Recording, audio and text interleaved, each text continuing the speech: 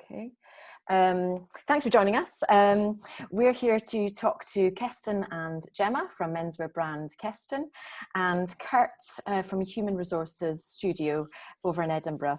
And we're going to be talking about the importance of vision and core purpose when it comes to launching a fashion business. So the session is an hour long. We will do our best to wrap up at 11 or just after. If you need to leave, don't worry, just leave when you need to. And as I said, really would love to hear from you. So drop any comments or questions in the chat box below. So firstly, I just want to introduce you all to Fashion Foundry and Creative Entrepreneurs Club. For those of you that don't know, both Creative Entrepreneurs Club and Fashion Foundry sit under the Future Economy Company umbrella. The Creative Entrepreneurs Club is about connecting the creative community in Scotland, upskilling and supporting.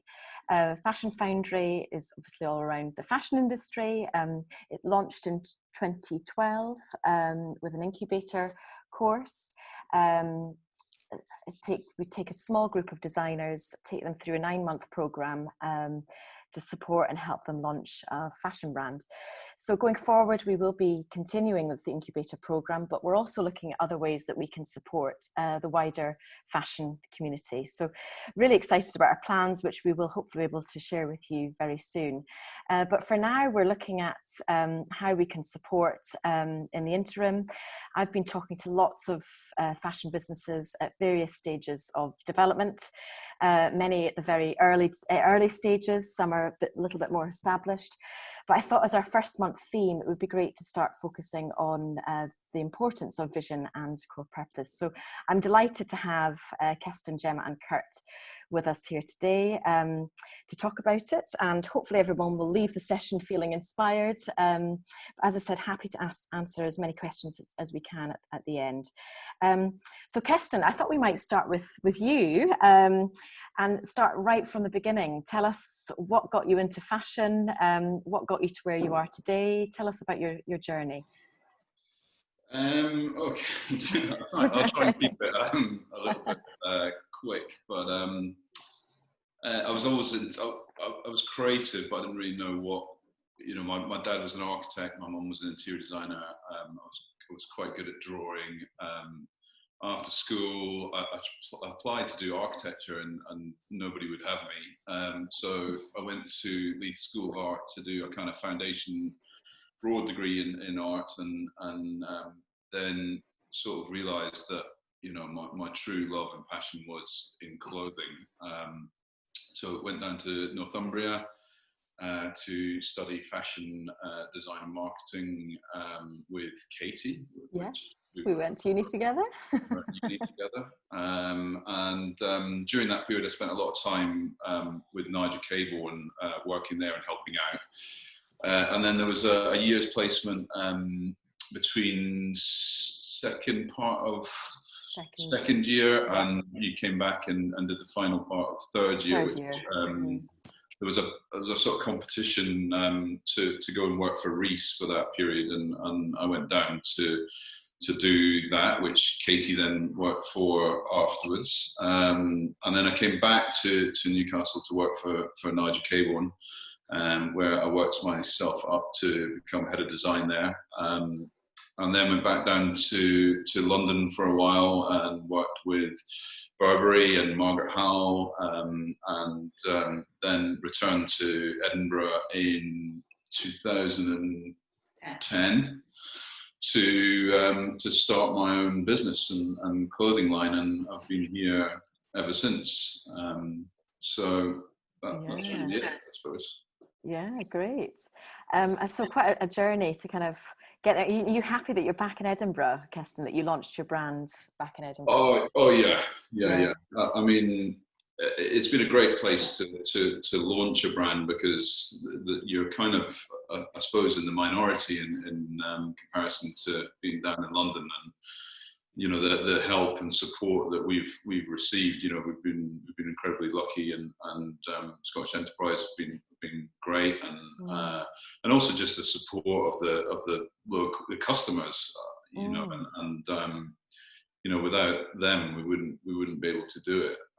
So, and I think you're always inspired by your home, and I remember, and I still see students that come in, and all of their research and their inspiration is about their growing up and where they grew up and their home life and everything. And I suppose coming back to that, from being away was great, and Scotland is such a strong brand anyway, with such a great history of textiles and manufacturing, that it kind of makes sense. And obviously it's cheaper, slightly cheaper, easier, way of life. And we've sort of started up the studio here in Leith, and been surrounded by a great team, all of which have been either in Edinburgh and Glasgow or elsewhere, and been away and studied and come back, and they've got some great experience here with Ellie at Margaret Howell, and she's great. Gem with Harvey Nichols, and Tom, who came from Heriot Watt as a student and has been with us, I think, about 4 or 5 years now. Graham from Lionel Scott and the finance side of it, and we've got some other great mentors that are involved in the business. Simon Cotton from Johnson Velgan and Mark Crutchley from the Shoe Group. So we've got a really strong team, and we're concentrated on building that. And it's a great place. We're very lucky. We've worked very hard to get where we are, but we're also I don't ever forget how lucky we are, really.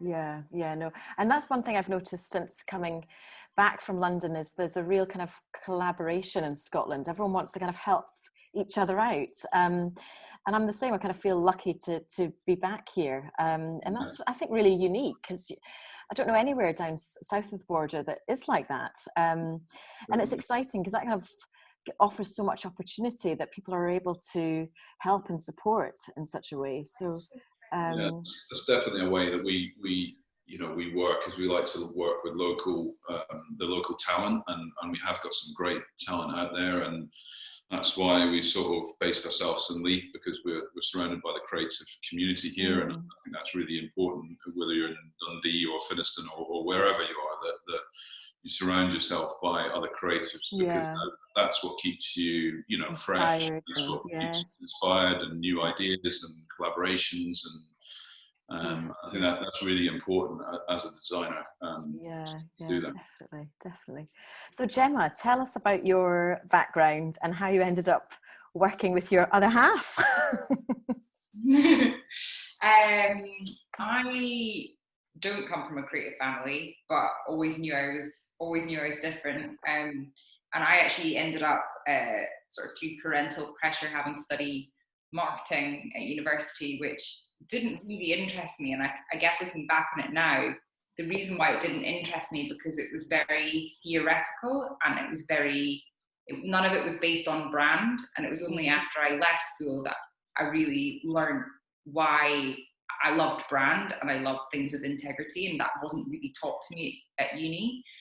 Straight after university, I went to work for WGSN, which is an online subscription service specializing in fashion intelligence, but it's across obviously all categories. So I landed really on my feet. When I look back at it, it was a great first job, and I was there for many years, working up to, I used to look after all the international fashion weeks, so it was a lot of traveling, a lot of writing about other people's creativity, which was fantastic. But when we moved up to Edinburgh, I left there, had kids, couldn't really travel the world anymore to all the international fashion weeks. So I then ended up getting a job for Harvey Nichols, which obviously is a big brand, a lot of history, and was there for about 5 years, and eventually ended up being the group head of brand, basically. That I was traveling up and down to London. My director was based down there. My team that I managed was based down there, and worked on some really interesting projects there on the rebrand, on standardizing assets across the group, on doing new packaging suites, and it was an international role because obviously there's 8 stores in the UK and there's 9 internationally, which are franchises, which is an interesting dynamic to work with. Yeah. So that was great experience for me. And then I was on the side as Kestin's business was growing, trying to help out with what he was doing. But it all became, we've got kids and traveling up and down to London, all just became a little bit too hectic. So eventually made the decision that it was the right time to join Kestin so that I could fully commit to growing the business and helping him out, not just from a marketing perspective, but also from a business perspective. So it's been, is it 2 or 3 years now? I think it's about 3. I think it's 3. We're obviously having fun. Time's flying. So now obviously he's Kestin's a creative director, and I look after brand, but I also look after, obviously, as with any small business, I look after many other things.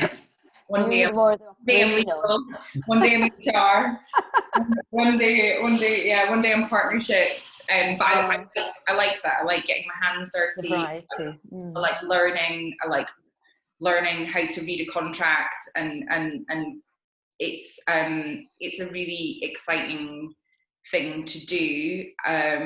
It's not, I would say, the most relaxing or stress-free of living, working. I was going to say, how do you find living and working together and spending 24/7? Lockdown was interesting, wasn't it? There, I think. We're still together. Well, that's an achievement. That's an achievement. Yeah. No, do you know what? No one's going to fight harder for you than your husband or wife, and I think we've got so much respect for each other more now, having worked with each other, because we can see what we do. Like I knew what Kestin did, but I didn't see his expertise, and I'd like to think that you probably feel the same way about me. Definitely. Oh, great. Right, so let's move on to Kurt, because poor Kurt's just sitting there quietly listening. Kurt, are you there, Kurt? Yeah, You're there. So tell us about your background. I mean, you've now got your own studio, and you basically work with lots of different clients to help them realize their vision and help to communicate it out to the world. Tell us about how you got to where you got to. How did I get here? I used to work in a bank. I left school and started working in Nationwide in Aberdeen. I think there's a few Aberdonians on this call. Yes. And then I started to meet, like, as you are when you're 18, going to like clubs and stuff, and I started to see like the really poor flyer design that people were doing. So I just kind of like said I could do better than that to some promoters, and they're like, oh, one of them just basically said, okay, go ahead, do it. I had no idea how to do anything. Had no programs, no tools. Kind of learned just on the wing of a fly, and then just started to learn how to design, and decided I didn't want to kind of learn how to sell mortgages and financial products to old ladies. This is what happens when you're in a bank. Yeah. So I applied to ECA and got onto kind of visual communication course in Edinburgh, which was it was so exciting at the time, just kind of going from thinking I was going to be working in a bank to kind of going to art school. And then obviously from there, when I graduated, I became I worked at a kind of exhibition design studio for 6 years. So I kind of worked on everything from like the Theatre Royal in Glasgow to National Portrait Gallery, Paleo War Museum, and was doing all the kind of interpretive design, some bits of branding, but a lot of like kind of hardcore exhibition design, spaced over like 3-4 years. And then from there, I kind of just got really into the kind of brand and digital side, and kind of exhibition design kind of wasn't, the projects were really long, kind of they spanned like too much of a time scale, and I kind of liked really short, fast, smaller projects. So I went freelance, did that for a couple of years, joined up with another studio we moved to Glasgow for a bit, and then in 2009 kind of left that and kind of started my own one-man company of one practice, and we're kind of focused on I'll use the royal we, it's just me, but I use a lot of kind of other specialists. So I work a lot with a lot of like 3D animators, illustrators, developers. I've got one sitting next to me, and we kind of collaborate on a lot of projects. across kind of fashion, tech, arts and culture, doing some packaging stuff just now for some nice little brands, and just trying to help kind of small SMEs, give them a kind of visual voice and language to kind of grow their business. Yeah. And you've worked with Kestin as well recently, haven't you, on a rebranding project? Well, that was kind of always wanted to do a fashion project. It was kind of like, and then when I kind of went freelance, it was kind of quite serendipitous. I kind of saw Kestin in Custom Lane, his studio, and he mentioned it, and I was like, that's basically totally up my street. So that was kind of one of my first projects, I think, when I kind of went freelance or started my own small studio. So it was a really good journey, and I think the end product we got was really good, but it was like a kind of meeting of minds between me, Gemma, Kestin, and Kestin's whole team to try and create something that was kind of uniquely Kestin and referenced a lot of Edinburgh kind of typography and street signs, but try to create something that had the same craft as Kestin's garments and try and apply that to something really simple but kind of stripped back, but something that he could kind of grow his brand with as well, because it kind of came with a slight name change as well.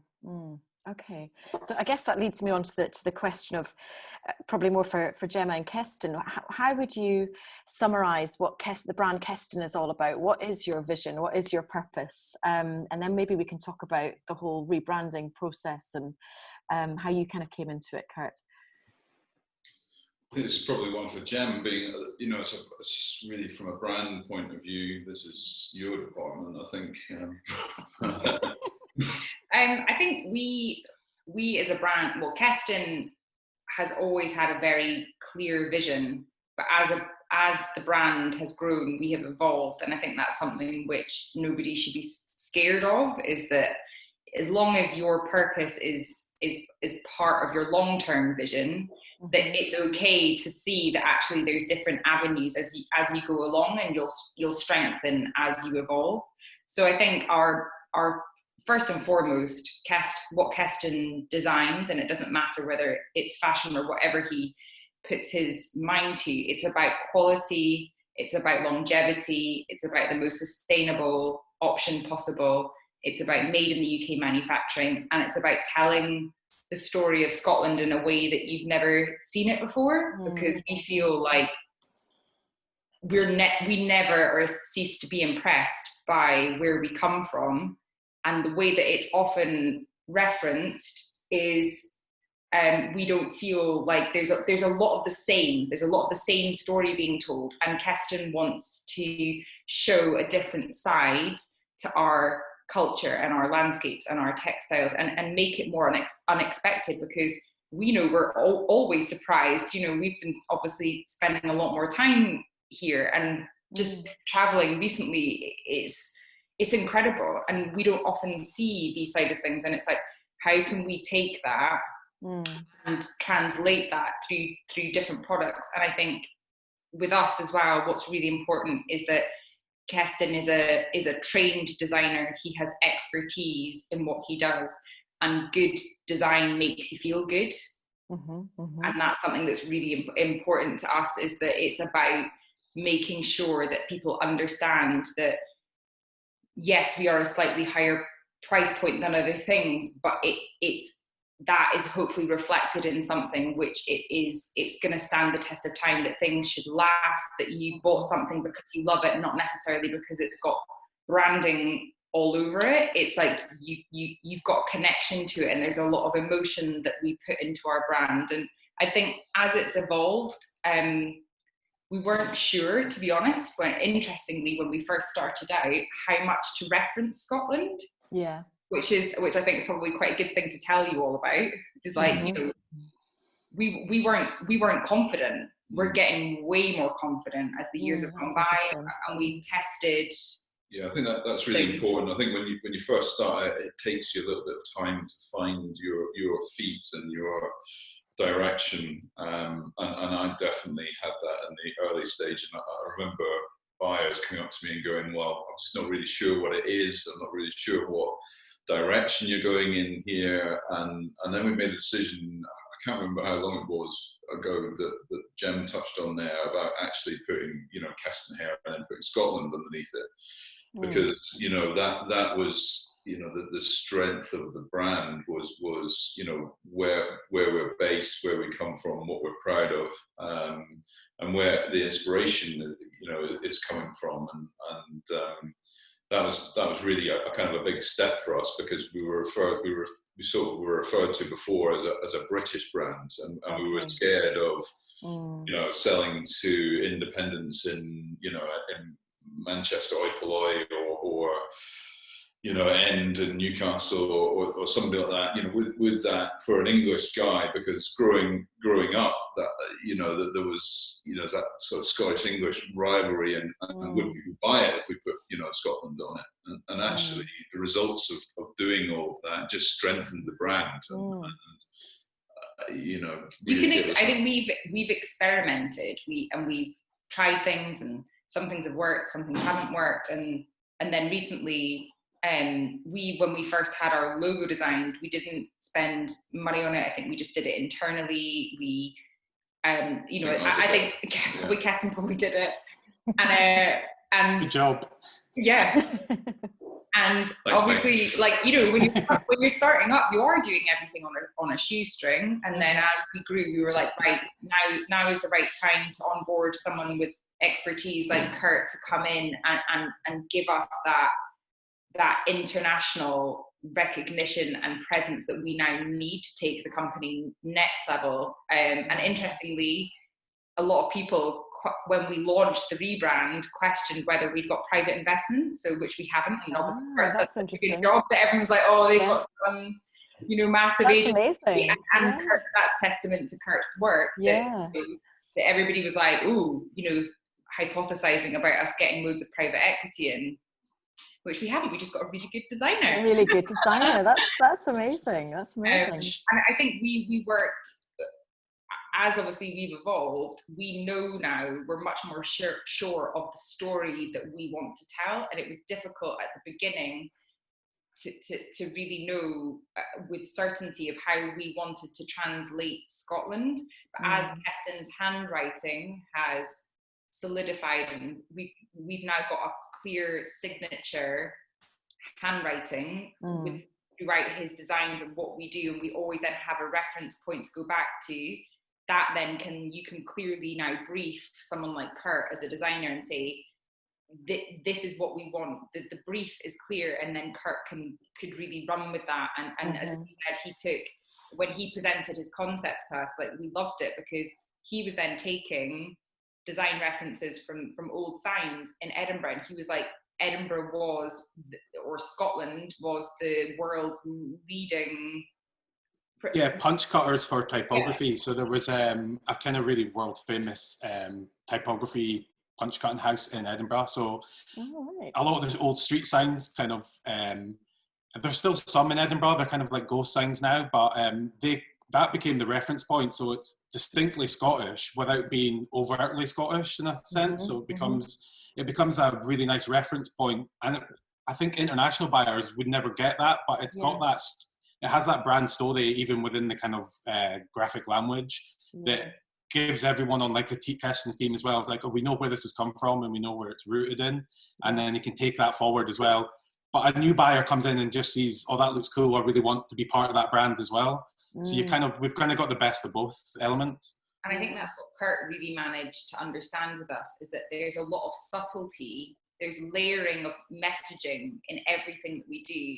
Nothing is ever just done just flippantly. There's a lot that goes on behind it, and you can appreciate it at face value, or you can go deeper in and find out why it's done that way. And we have a lot of so many amazing customers that are like, we've got a lot of architects, a lot of film directors, a lot of artists, and I think that on that level they understand and appreciate those subtleties. And then we've got a lot more of kind of commercial customers who just think it looks great, and that's great. It's got multiple appeal, so you can scratch below the surface and you can see that actually there's real content behind it. It's not just made up. That's really good. And I think that backstory is people are more and more wanting to know what goes on behind a brand and why you've done what you've done. So that's really interesting. So Kurt, I mean, with Kestin and with any other, I don't know if I'm losing connection here. Can you hear me? Everyone froze there. Yeah, you're good. Yeah. What would be your process, Kurt, when you start working with a new client or when you work with Kestin? How do you start things off? How do you get people to kind of realize their vision?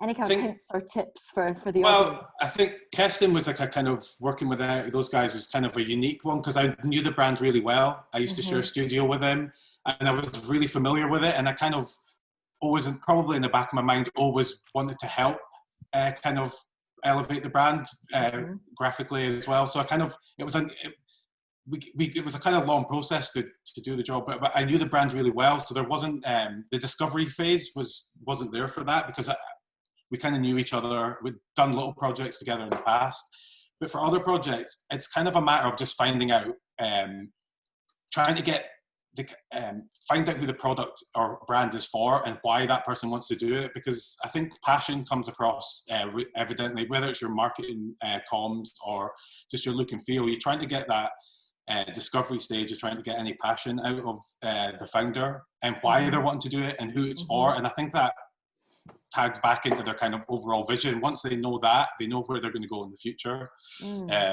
And it's trying to basically pull out the direction they want and trying to visualize where they want to take the company in like 2, 3, 5, 10 years, and help them direct them in that way and give them something that they're going to be proud of. And are there any tools or is there anything that you use, Kurt, to help your customers? I think every project's slightly different. There's not like a kind of boilerplate.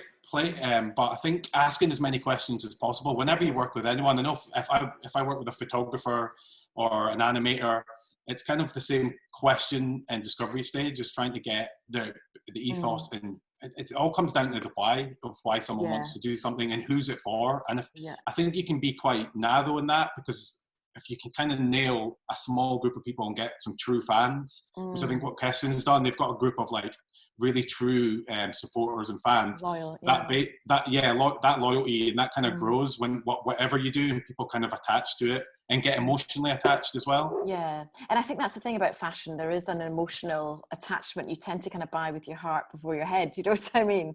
And I think, you know, it's a challenging journey, isn't it? Launching a brand. So I think that passion, you've got to be passionate about whatever you're doing. And you have got to have that clear, you've got to get to that point that you've got a clear vision, because you'll have so many ups and downs and twists and turns, do you know what I mean? But I think it is that passion, and it's that being clear on what you're trying to achieve will help you through time. And working with a lot of founders, you'd be quite surprised how many, they're not actually articulated in their own head why they're doing it, who it's for. They just want to launch like a brand because it's either really cool or it's something to do. But I think having that long-term vision and referring it back to who's your customer and trying to get the passion out of someone, then I think that's at the start of projects, if you can get that out, it's really important. I do think, to Kurt's point as well, what we get asked a lot and we see a lot of is it isn't enough to have a good idea. It isn't enough to do something that looks good. You have to be really honest with yourself and ask, why would I, you know, if there are other competitors doing that, why would I pick this product over that? And I think something that I think that's really important. I see a lot of young designers' work coming through, and you know, it's okay to be influenced by someone, and you know, everybody's influenced by other designers, but you have to make it your own. It has to be unique, and then you see a USP to that, and it needs to be really strong. Otherwise, you know, it's quite a saturated market, and there's a lot going on, and you know, it really needs to be a clear concept, and you're almost better trying to do one thing really well rather than trying to produce a whole collection, you know, 4 or lots of different things that haven't got that cut through. And I think particularly at the moment is that there is an opportunity through, you don't need 5 stores, you don't need, all those things. There's a great opportunity at the moment to be able to, through Instagram or Shopify or whatever, is to get to, to create a route to market to you that doesn't, cost lots of money. Yeah. And if you can tell that narrative, really well, and the concept's really strong, then you're in a really good position. And I think that teamed with, the research and the depth, and that's really important. Anybody that's trained as any type of designer or is the research and the design development part of that, and that is key to, I believe, our success and the strength of the products that we produce.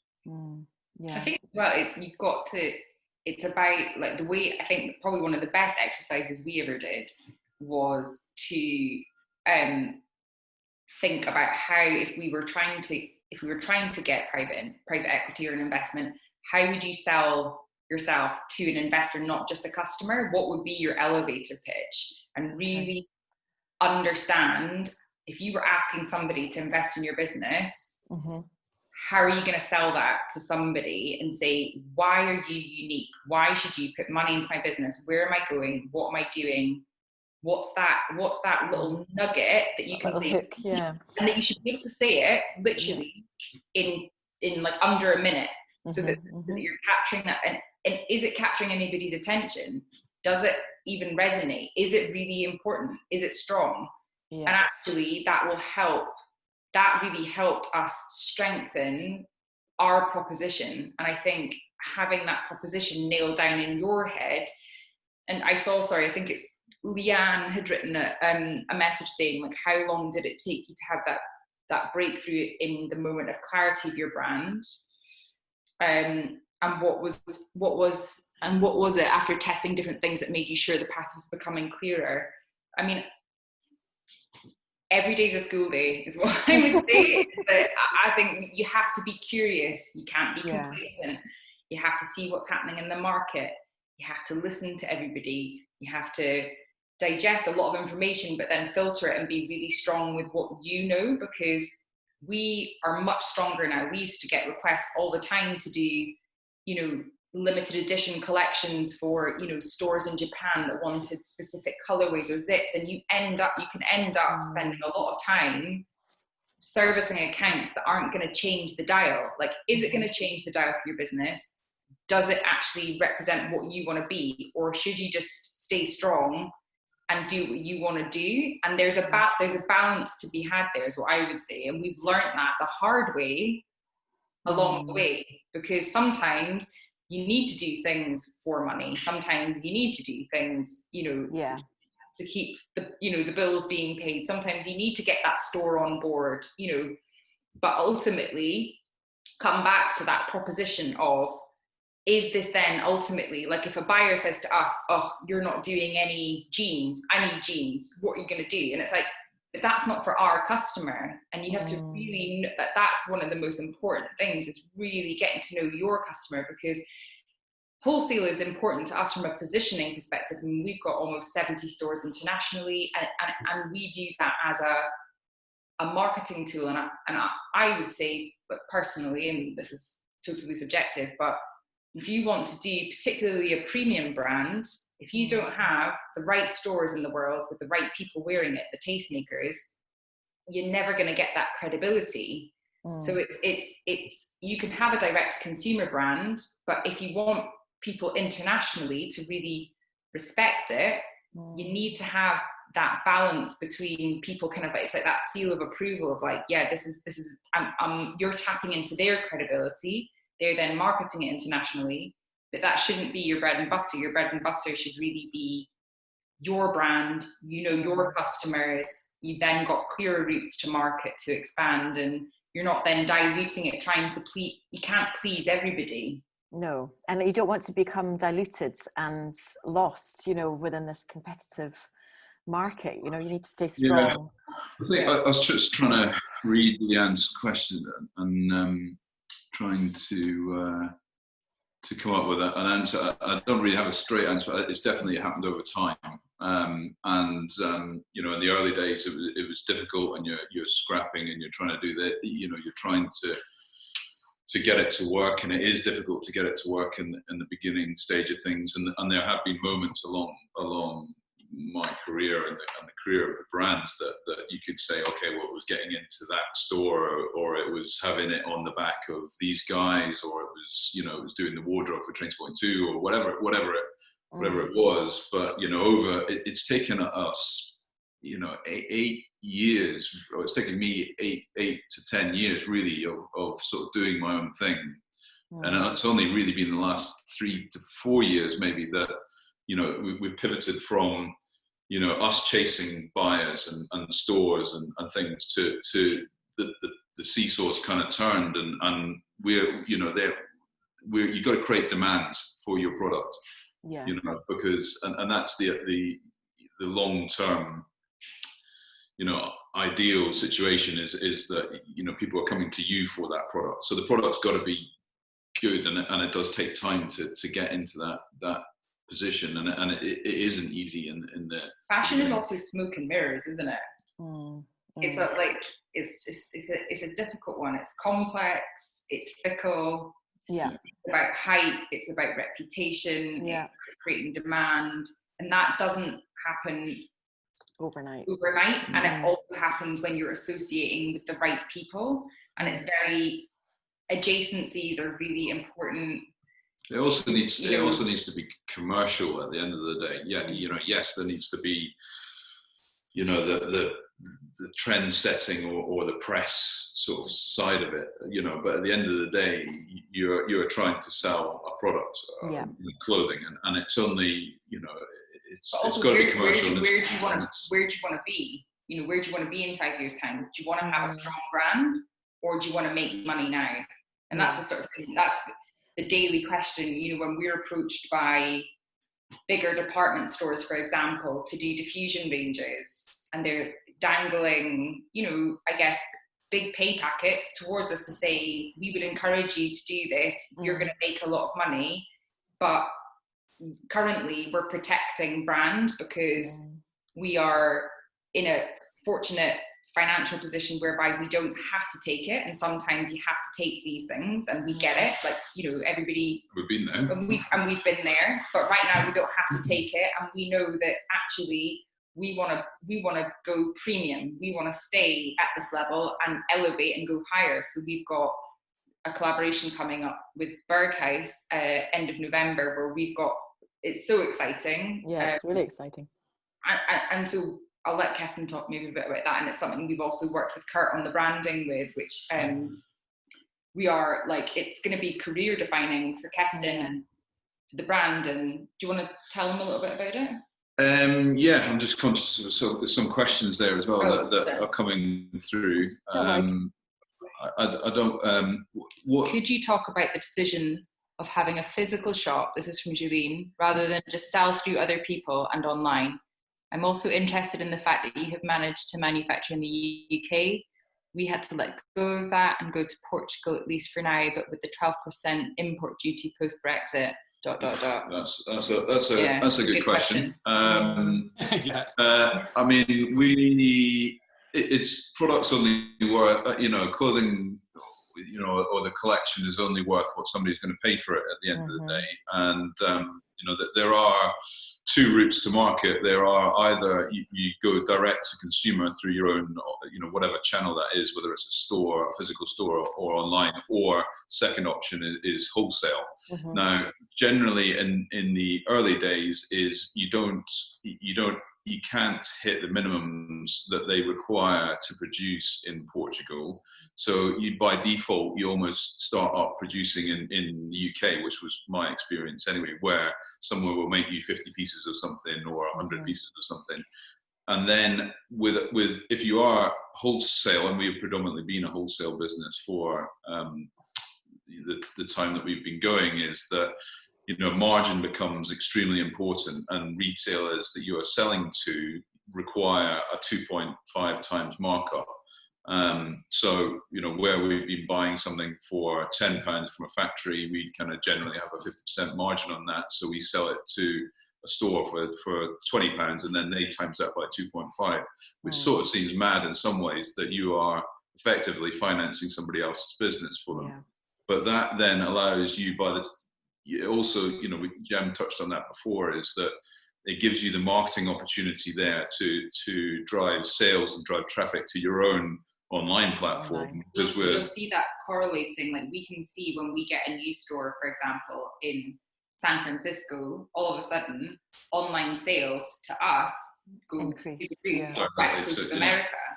So there's a direct return on that investment. So the margin might be lower through the wholesale channel, but then if you've got strong online with good shipping to that area, then it's kind of and then obviously, you know, we try and make, you know, we make all of our knitwear in Scotland and in Annan, and we try to make our jackets in the UK as much as possible, and trousers in some cases. And that is generally because there are higher ticket items that allow us to do that margin wise, and also give margin to a wholesaler. Which Katy knows well about. She helps us on that side of the business. But it is a balancing act, and now obviously, you know, potentially we may have, if we go into WO trading, we may have 12% on bringing garments into the UK from Portugal.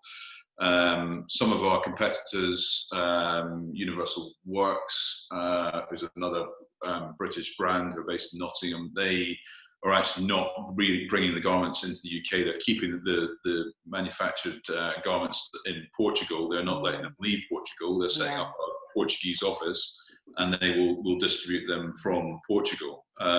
Now, that's because they have all of their garments in Portugal. We have, you know, probably 50% of them in the UK. So it doesn't really make sense for us to do that. So this time around, we're currently closing the order books today for Spring/Summer 21. So we will be placing on Monday our Portuguese business and any Italian cloth that we've got to bring into the UK. We're doing that now. And we're saying to our factories and suppliers that we need to have everything delivered before Christmas, so that we're avoiding the potential 12% on top of that. Now, you know, obviously we'll get charged any duty on shipping goods back out to Portugal, and we're selling, and to our customers, and we're selling everyone Ex Works now. So we're trying to get everything. We never normally get anything in before Christmas, but that's why we're closing the books early, forcing it through, being super organized, getting all the product in. We've obviously will incur extra warehousing costs but we basically just signed like a 6-month lease on our warehousing for the picking and packing, and then we'll obviously ship that out mid-February. And what I would say is we're getting our team trained up with specific customs training. We've got a grant to do customs training because I think nobody knows what's going to happen. There's so much unknown, isn't there? It's completely chaotic. And I recommend trying to get as much training as you possibly can, because nobody knows. Nobody knows. No one knows. I sit on the UKFT board for Scotland as well, and you know, we don't know. So we're working with and trying to help some of the negotiations and all of that, and help advise and things the government on that. So we you know, nobody knows, unfortunately. So you just got to protect yourself as much as possible.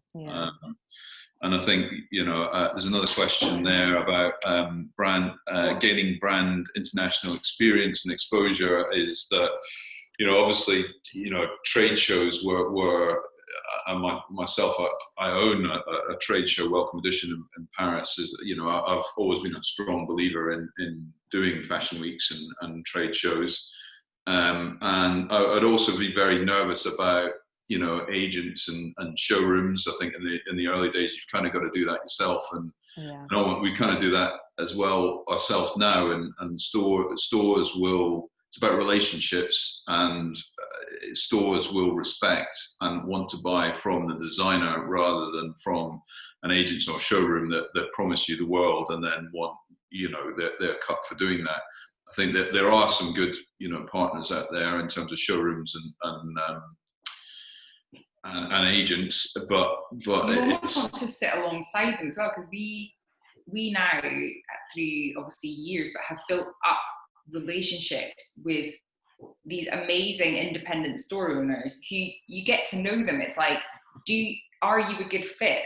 Like, what? And some of them are doing, they're so inspirational, and it's so exciting to work with them, because they take our products and they then style it and represent it in a completely different way. That's amazing. And I think that it's trying to find partners that, first of all, are good payers that you can trust, and I think as you grow your business, you can then flip the terms to asking people to then pay pro forma, all these things. When you're young and you're starting out, it's like you're scrapping around and you're like, please take my stock, you are fine. And now, like, we're like, we're in a, I guess, a privilege. We've done you got to do the time though. You've got to do the time. You just got to go and see. I mean, it's difficult at the moment, obviously, but I think, I've walked in with a big North Face rucksack with 50 pieces in the collection in Berlin, walked into stores and said, do you want to have a look at my collection?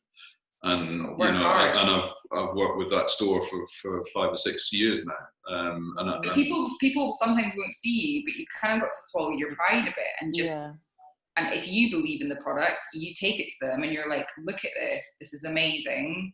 No one can sell it better than you. And that's what Kestin and I have always felt, until, and even when we have had agents, like sometimes we'll go and, I guess sometimes it is micromanaging, but no one's going to push your product harder than you. No. So that's a really good point. I don't know if you want to continue with questions or whether... I mean, we're already on 10 to 11, Kestin. So if you guys, if there's another one here. So maybe if we do that, and I don't know if there's any visuals or anything that you guys wanted to show. If there is, maybe we just make sure we've got time for that as well. I think this is actually quite a good question. It says, from Catherine Gillespie, as a pre-trading company that's still setting up and trying to secure further funding, I often get questions about the demand and proof of concept. I personally have the opinion that other products and services outside of fashion are very straightforward as far as identifying demand and the problem you're trying to solve. But fashion is so emotional and the product changes all the time. How do you ensure that there will be a demand for your brand, or is it just a case of trying to sell it and see, and then probably going back to investors with your previous sales history to prove that demand that way?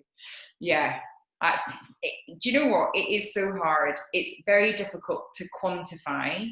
And I would say, without knowing your brand and product, but you need to find an investor that sees more than just proof of concept and sales history. They have to understand and love what we're doing, because that, for us, like, we're now self-funded, and if we were to ever take on a private investor, I think that long-term vision and that connection between and respect for what you're doing, because a lot of fashion, let's face it, you have to love what you're doing. It's not the easiest way to make money. If anybody said to me, how do you want to make money? Like, our daughters were like, I want to be a fashion designer. We're like, do you want to make money? Because it's hard work. It's hard work. It's like, we're like, don't. I think what you got to, I mean, I'd be very wary of investors. I think you've got to have proof of the product selling and you making money from that in the first. I think people sometimes get a little bit carried away with, I want to produce a collection, I want to go and show it in Paris, and I think, like any business at the moment during COVID, no matter what it is, it's getting back to the grassroots of what you are doing, and that has to sell. So if it's just one product and you get proof of selling that one product, whether it's a face mask or a coffee cup or an apron or whatever that is, and start small and be able to sell that and show, because any investor is going to want to see that you can produce things, that you can sell it for a profit, that your business is profitable.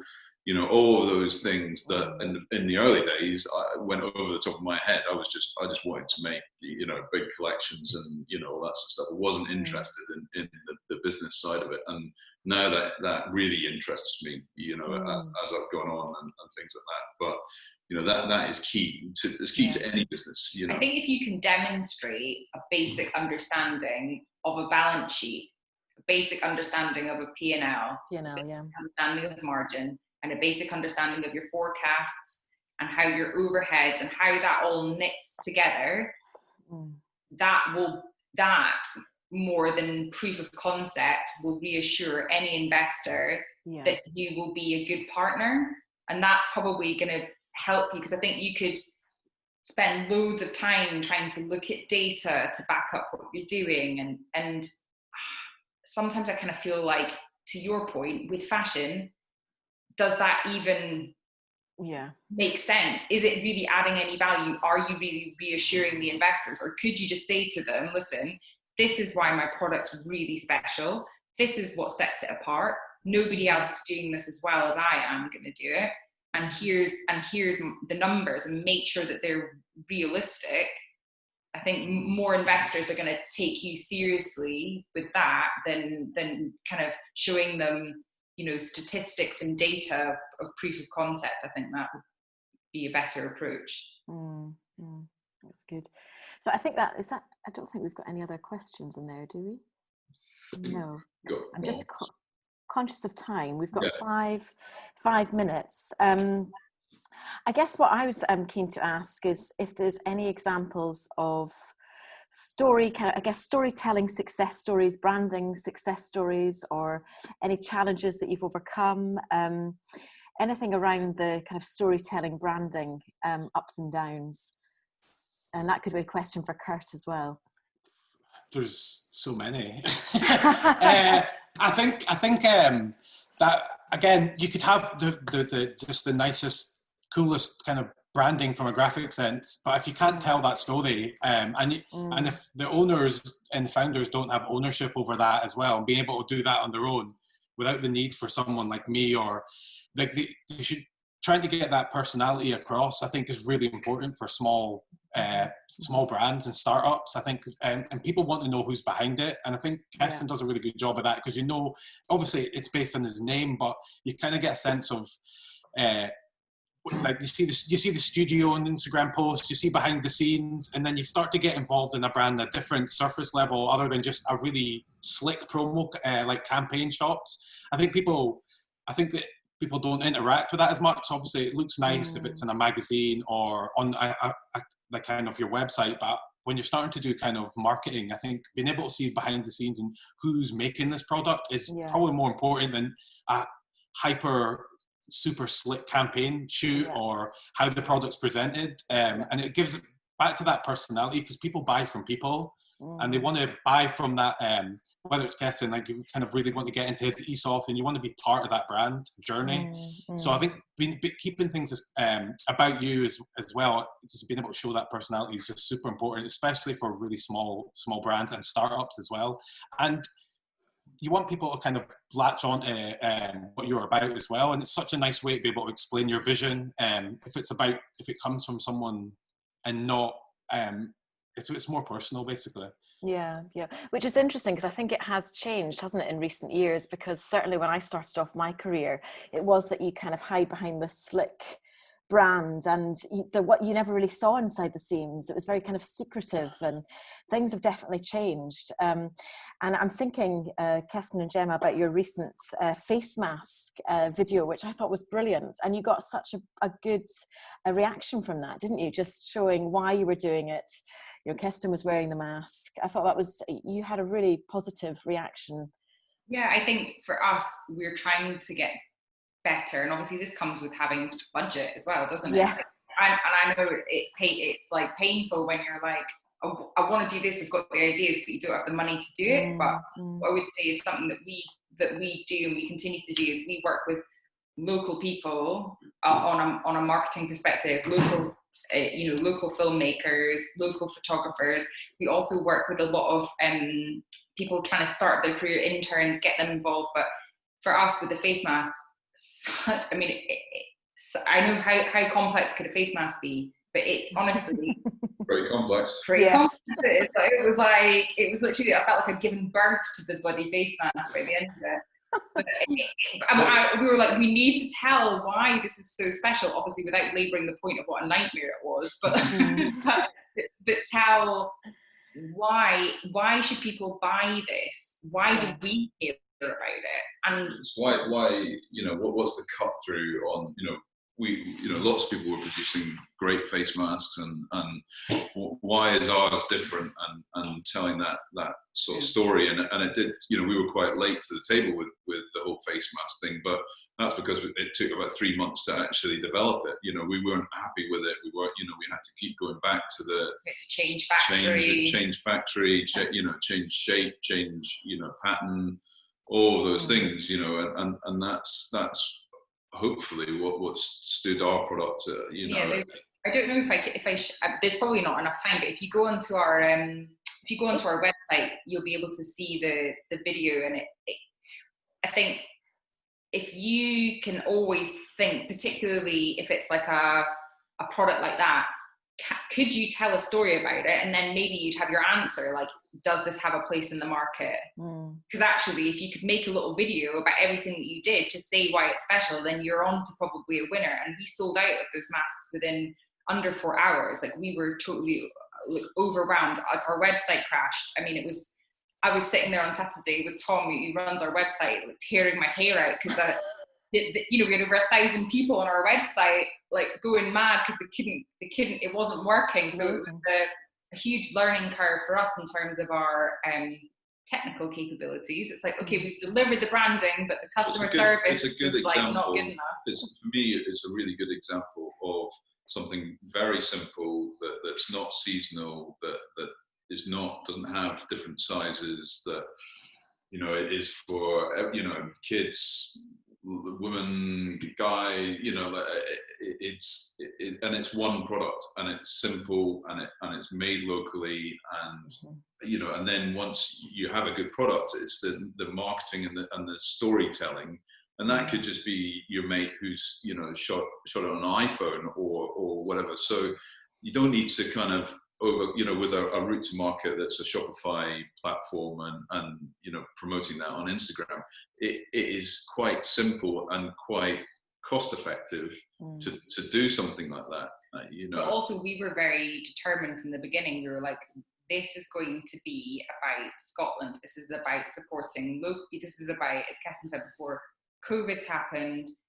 We need to get back to manufacturing in our own countries instead of just taking the easier, cheaper option of manufacturing elsewhere. And it is blood, sweat and tears trying to work with local factories, because it's a lot of work. They don't have the same standards. They're not used to working with people who are going to push them, and it's trying to get them back from furlough. But it was worth it. And then linking up with the local charity, which was something that was so important to us. And it doesn't always make sense from a brand perspective to do these things, but we felt like finally we had something actually with a product where it all tied in together. And as you said before, it's all about building that community and really not being afraid to collaborate and together. I think as a brand, we're so strong. All of that has come from travel, you know, really travel restrictions, and because I've got to be making something all the time, is because we couldn't travel to Portugal or Japan or wherever we normally were traveling to make things outside of Scotland and the UK. Is, you know, we were confined to, you know, a 50-mile radius of we need to get cloth within a 50-mile radius, we need to make it within a 50-mile radius, we need to shoot it within a 50-mile radius, we need models, all that sort of stuff, all within that 50-mile radius. And I think that's the positive that's come out of all of this, is that, you know, let's, you know, it's again back to that grassroots thing that I was talking about before, is, you know, let's start from the beginning, you know, and how much can we make this mask for in Scotland? And, you know, we don't put a charity donation to it, and we want to make a little bit of a profit for doing it, and there's nothing wrong with that, you know. And if we can get all those things aligned and work, you can get things to work on a very low budget, and if they're profitable as a result of that, then great, and you have a business. Yeah, it's pushed you to do it, hasn't it? Yeah. Yeah, great. Right, guys, well, I'm conscious of time because we're now on 4 minutes past. I don't think there's any other questions. So I've really enjoyed today, and I hope everybody else has. I think there's a lot to take from it. So thank you, Gemma, Kestin, and Kurt. You've been great for sharing everything with us. So next month, our focus is going to be around fabric sourcing and sustainability. We have got a couple of ladies from the Centre of Sustainable Fashion coming to speak to us. So I still haven't confirmed the dates, but we will be confirming the dates next week. So keep in touch, follow us on Instagram, on Fashion Foundry, and you'll see the details on there. But thanks everybody for joining us again. Enjoy your weekend. Thanks very much, and we'll speak to you soon. Take care. Thanks. Bye. Bye. Bye-bye. Have a good weekend. Bye.